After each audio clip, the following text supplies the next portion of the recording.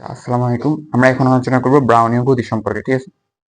তাপীয় তাপীয় ও মধ্যাকর্ষ প্রভাবের কারণে কলোয়েডীয় কণাসমূহের গতীয় ধর্ম লক্ষ্য করা যায়, ঠিক আছে? আর তাপীয় প্রবাহে মূলত ব্রাউনীয় গতি লক্ষ্য করা যায়। তো বিজ্ঞানী ব্রাউনি 1887 সালে ফুলের সূক্ষ্ম রেণুর উপর একটা পর্যবেক্ষণ করেন, যেটা তিনি ভূগর্ভস্থ পানির নিচে রেখে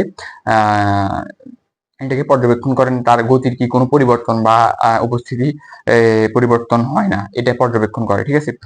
এবং পরবর্তীতে তিনি একটা সিদ্ধান্ত উপনীত হন যে বাহ্যিক কোনো কারণে তাপমাত্রা পরিবর্তন জনিত কারণ এটাকে প্রভাবিত করতে পারে না, ঠিক আছে? এবং তিনি ফুলের রেণুর সাহায্যে এই পরীক্ষাটা করেন এবং দেখা যায় যে এটার গতি, মানে ফুলের রেণুর যে গতি, ওটার কোনো পরিবর্তন হয় না এবং এটা নিজস্ব বৈশিষ্ট্য, ঠিক আছে? এবং এই গতিটা হচ্ছে নিজস্ব বৈশিষ্ট্য, ঠিক আছে? এবং বৃহৎ কণাগুলোর ক্ষেত্রে পরমবিদ্যুতের ক্ষেত্রে সাধারণত তিনি মাইক্রোস্কোপের সাহায্যে বিচলন দেখেন এবং কলয়েডের ক্ষেত্রে বিচলন আলট্রা মাইক্রোস্কোপের সাহায্যে দেখেন, যেটা অতি ক্ষুদ্র, ঠিক আছে?